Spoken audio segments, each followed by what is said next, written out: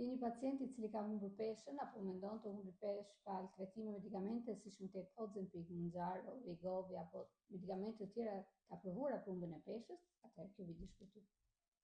Sot më ndodh gjithmonë më shumë të has pacient në konsultë të cilët kanë nisur apo do nisin rrugtimin e humbjes së peshës me medikamentet që thash më parë. Sigurisht është një pacient i cili arrin i lumtur dhe fjalia e parë që më thotë është kilogramët që ka humbur apo dëshiron të humbasje. Në fakt, fokusi im në këtë momente është te kualiteti i lëkurës, sidomos të asaj të fytyrës.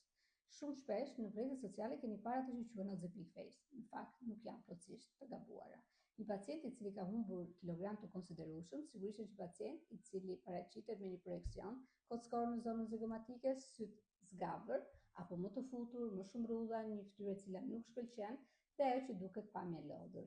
A është e mundur që ne të luftojmë këtë imazh Ozempic face me trajtime estetike? Sigurisht që po, fal një sër protokolle dhe sigurisht produkteve që ne kemi sot, ne mund të luftojmë të Ozempic face apo humbjen e kualitetit të lëkurës, sidomos në zonën e fytyrës. Kjo fal trajtimeve siç janë skin booster, biorsiturim, biostimulim me kolagjen apo acid hialuronik. Kemi të bëjmë me dy pacientë i cili xha ka nisur rrugtimin e humbjes së peshës, i cili kërkon jo vetëm bioristrukturim, biorigjenerim të lëkurës, por shpeshherë mund të ketë nevojë dhe për ripozicionim të volumeve që ka humbur.